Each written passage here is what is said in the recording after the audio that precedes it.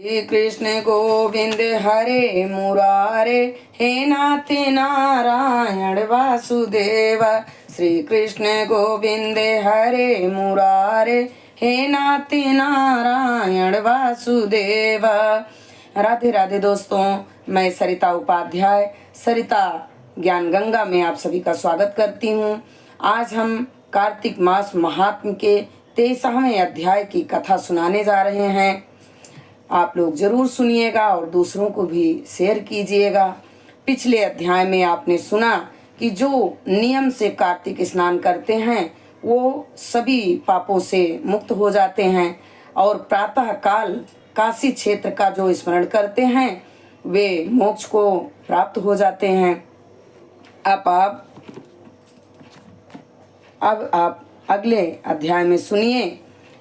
यह कथा सुनकर ऋषि कहने लगे, हे सूत जी, भगवान के चरणों से उत्पन्न हुई गंगा जी की महिमा कहिए।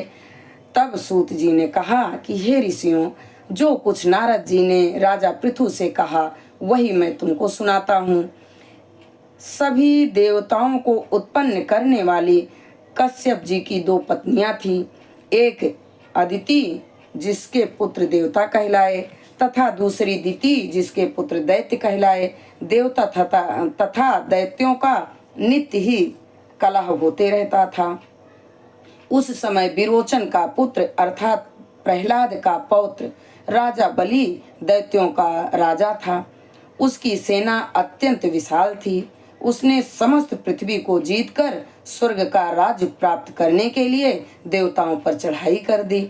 इंद्र के राज्य को चारों ओर से घेर लिया। देवता भी युद्ध के लिए बाहर निकल आए और तब अत्यंत घोर संग्राम हुआ। एक दूसरे पर प्रहार करते हुए कई वर्ष बीत गए। इसके पश्चात दैत्यों को बल बढ़ते हुए देखकर देवता मैदान छोड़कर भागने लगे। तत्पश्चात दैत्यों ने सारे स्वर्ग पर अपना अधिकार जमा लिया। बलि स्वयं इंद्र के आसन पर बैठने लगा। साथ ही देवताओं के समस्त कार्य अपने राक्षसों के अधीन कर दिए। यज्ञ की बलि भी वो खुद ही लेने लगा। तब अदिति अपने पुत्रों को दुखी देखकर बहुत चिंतित हुई। फिर वह अपना स्थान छोड़कर देवताओं की जय तथा दैत्यों की पराजय के निमित्त भगवान की तपस्या करने के लिए हिमालय पर्वत पर चली गई। वहां कुछ समय फलाहार खाकर, कुछ काल सूखे पत्ते खाकर और कुछ समय पवन का आहार करती रही। फिर पैर के अग्रभाग से खड़ी होकर भगवान की तपस्या करने लगी। इस प्रकार 1000 वर्ष तक तपस्या करती रही। मायावी राक्षस अदिति की घोर तपस्या से चिंतित होकर राक्षसी माया से देवताओं का रूप धारण कर अदिति के पास जाकर कहने लगे कि हे माता, तुम हमारे लिए इतना घोर तप क्यों कर रही हो? आत्मघात करना सब शास्त्रों में पाप बताया गया है। अतः आप तप छोड़कर अपने पुत्रों को सुखी कीजिए। परंतु यह सुनकर भी अदिति समाधि से नहीं उठी। तब उन्होंने अदिति को मार डालने का निश्चय कर लिया। अतः उन्होंने अदिति को जीवित जला देने के लिए उस वन में आग लगा दी। परंतु उस अग्नि में दैत्य स्वयं ही जल गए।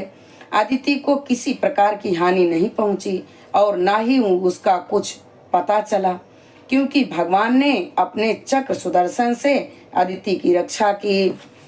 23वां अध्याय संपूर्ण हुआ। अच्युतम केशवम राम नारायणम कृष्ण दामोदरम वासुदेवम हरे श्रीधरम माधवम गोपिका वल्लभम जानकी नायकम रामचंद्रम भजे राधिका नायकम कृष्ण चंद्रम भजे।